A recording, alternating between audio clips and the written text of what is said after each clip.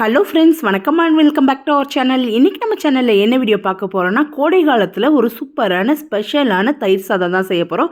அதுவும் தயிர் சாதம் இன்றைக்கி நார்மலாக எப்பயும் பண்ணுற மாதிரி பண்ணாமல், கோயிலெல்லாம் நமக்கு தயிர் சாதம் கொடுப்பாங்கல்ல பிரசாதமாக, அந்த முறையில் நம்ம இன்றைக்கி செய்ய போகிறோம். வாங்க, இது எவ்வளோ சுலபமாக ஈஸியாக செய்யலான்றது இந்த வீடியோவில் பார்க்கலாம்.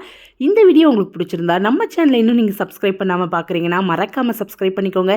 உங்களுக்கான நல்ல நல்ல வீடியோஸ் ரெகுலராக நான் அப்லோட் பண்ணுவேன். வாங்க வீடியோக்குள்ளே போய் இந்த சூப்பரான தயிர் சாதம் எவ்வளோ எளிமையாக ஈஸியாக டேஸ்ட்டாக செய்யலான்றதை நம்ம இப்போ பார்க்கலாம்.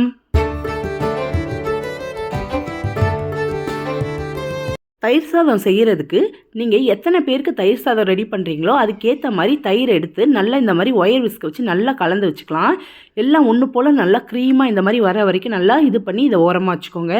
இப்போ இந்த தயிருக்கு நம்ம தாளிப்பு ரெடி பண்ணலாம். ஸ்டவ் ஆன் பண்ணி பேன் வச்சுக்கலாம். அதில் 1 டேபிள் ஸ்பூன் அளவுக்கு எண்ணெய் சேர்த்துக்கோங்க.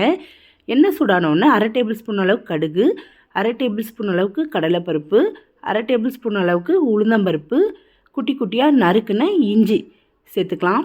சேர்த்துக்கிட்டு கூடவே 2 பச்சை மிளகாவை நீட்டு வாக்கில் கீறி இதுக்குள்ளே சேர்த்துக்கலாம்.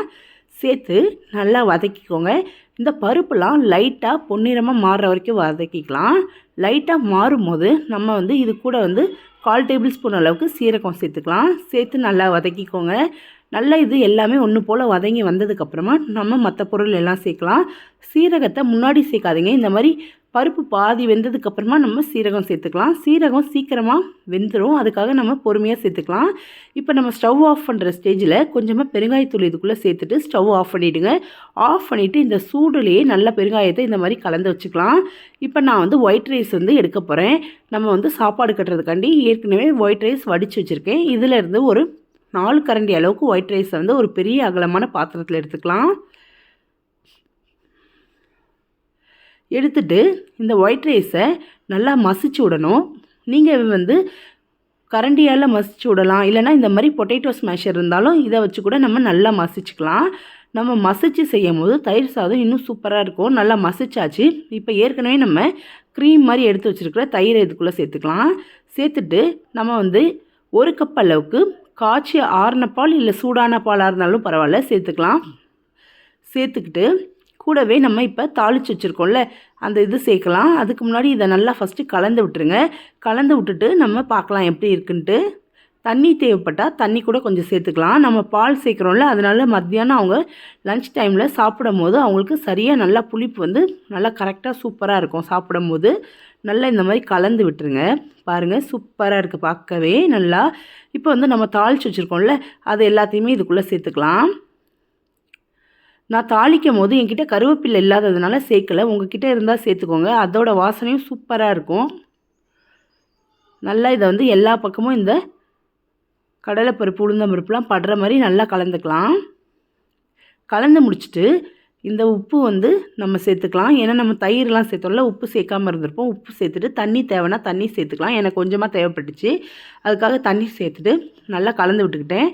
நான் ஒரு மாதுளம்பழத்தை உரித்து அதோட முத்துகளெல்லாம் எடுத்து வச்சுருக்கேன். ஏன்னா மாதுளம்பழம் சேர்க்கும் போது நல்லாயிருக்கும். இது கூட திராட்சை கூட சேர்ப்பாங்க.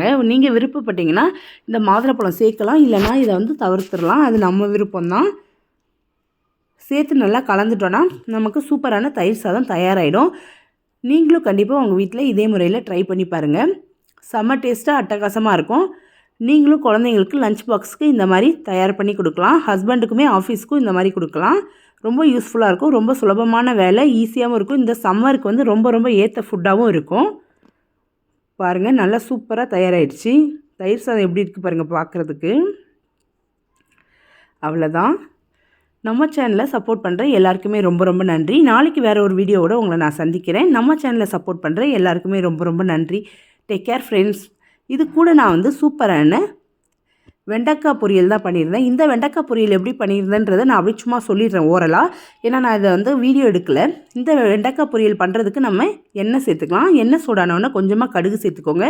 கொஞ்சமாக கடலைப்பருப்பு, உளுந்தம்பருப்பு, சீரகம் சேர்த்துட்டு பச்சை மிளகாவை மட்டும் ஒரு 3 பச்சை மிளகாவை கீறி சேர்த்துட்டு இந்த வெண்டைக்காய் எல்லாத்தையுமே போட்டுட்டு உப்பு சேர்த்துட்டு நல்லா வதக்கிட்டேன். அவ்வளோதான். நல்லா வதக்கி விட்டோன்னா சூப்பரான வெண்டைக்காய் பொரியல் தயாராகிடும். நீங்களும் உங்கள் வீட்டில் ட்ரை பண்ணுங்கள்.